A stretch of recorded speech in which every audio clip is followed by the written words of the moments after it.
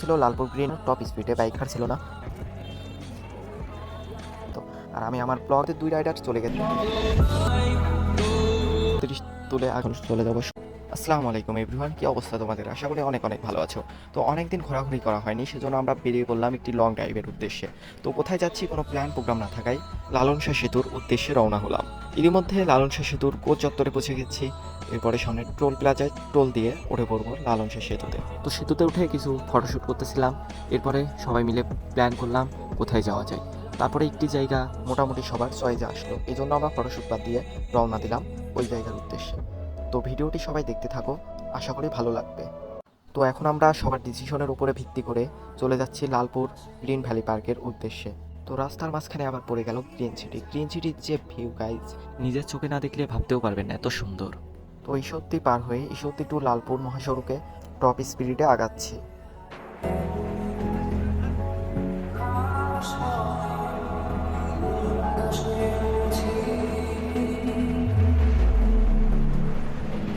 তো গাইজ অনেকটা পথ অতিক্রম করে চলে আসলাম আমাদের গন্তব্যে।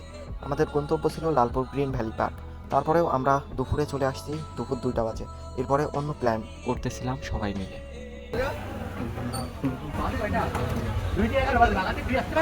যেই কথা সেই কাজ, আবারও বাঘা শাহ মসজিদের উদ্দেশ্যে রওনা হয়ে পড়লাম। আমাদের 2 বাইকার টপ স্পিডে বাইক নিয়ে ছুটছে, হয়তো বেশি টাইম লাগবে না বাঘাই পৌঁছাতে। তো রাস্তার সুন্দর ভিউ দেখুন।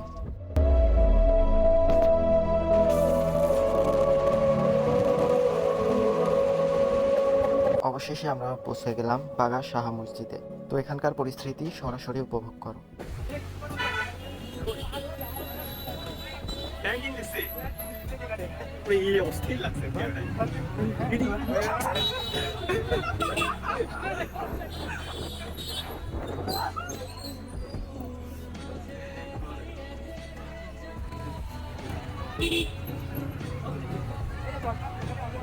তো বাঘা ফুল এরিয়াটা আমরা বাইক দিয়েই ঘুরে ঘুরে দেখতেছিলাম।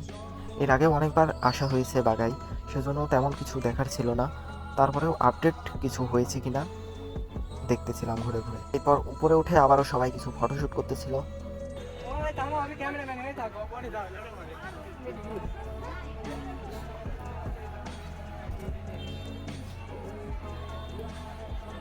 রেডি?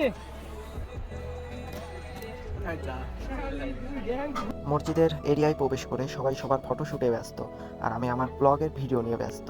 তো এইভাবে কিছু সময় কাটালাম বাগা মসজিদে। বাগা শাহ মসজিদ ঘোরার পরে আবারও রওনা দিলাম লালপুরের উদ্দেশ্যে। তো গ্রিন ভ্যালি পার্কে এসে প্রথম গেট পাড়ি দিয়ে ঢুকলাম ভিতরে। দ্বিতীয় গেটে টিকিট কেটে প্রবেশ করতে হবে পার্কের ভিতরে। তো আমাদের 2 রাইডার চলে গেছে গাড়ি পার্কিং করতে, আর এদিকে 2 নায়কের ভাব নেওয়ার কিছু সিন। তো আমাদের প্রবেশের টিকিট কাটা চলছে। তো অতঃপর পার্কে প্রবেশ করছি।